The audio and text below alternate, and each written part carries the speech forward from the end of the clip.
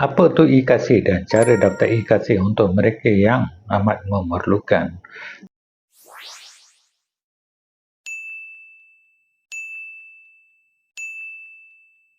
Salam guys, apa khabar semua? Video kali ini mengenai cara kita daftar e-kasih dan apa tu e-kasih ya.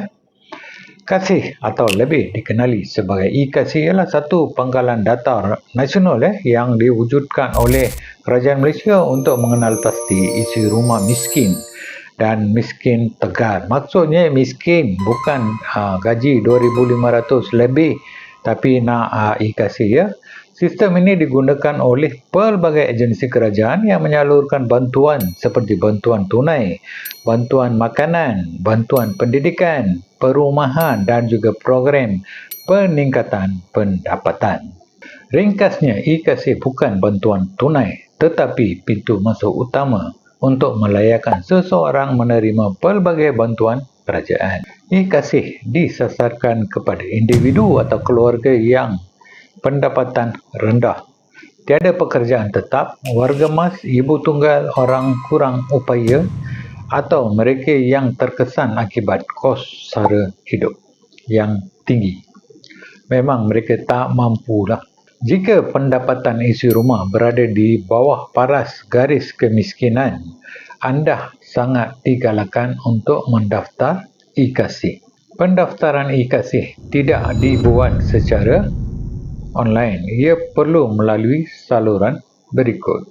Anda boleh hadir ke Pejabat Pembangunan Negeri PPN atau pejabat daerah masing-masing berhampiran, pergi ke Pejabat Kebajikan Masyarakat atau Pengulu atau Ketua Kampung.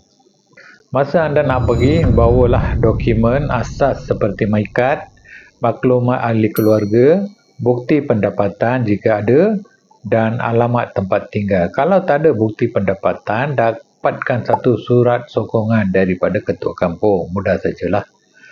Pegawai akan membuat bancian dan penilaian sebelum data dimasukkan ke dalam sistem e-kasih.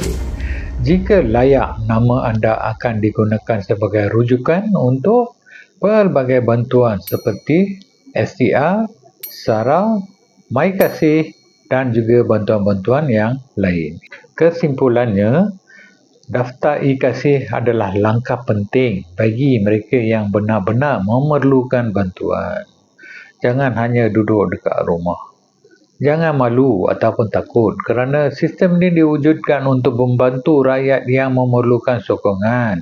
Jangan hanya kalau susah duduk dekat rumah. Orang tak tahu yang anda sedang kesempitan dan nak susah.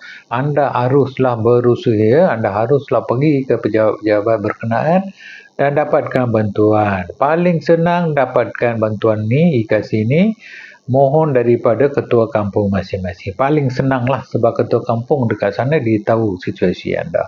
Jadi anda boleh jumpa ketua kampung, minta borang e-kasih, suruh dia hantarkan kepada pejabat kebajikan ataupun pejabat tanah. Jadi dia sanggup buat. Sebab itulah kerja mereka. Tapi kita haruslah bagi tahu mereka untuk dapatkan bantuan. Kalau kita diam duduk saja, tak ada siapa pun yang tahu. Okey guys, sekian video untuk kali ini. Kalau anda belum lagi like, share dan juga langgan, sila berbuat demikian untuk dapatkan update video-video yang berinformasi dan juga bermanfaat. Okey guys, jumpa lagi di video akan datang.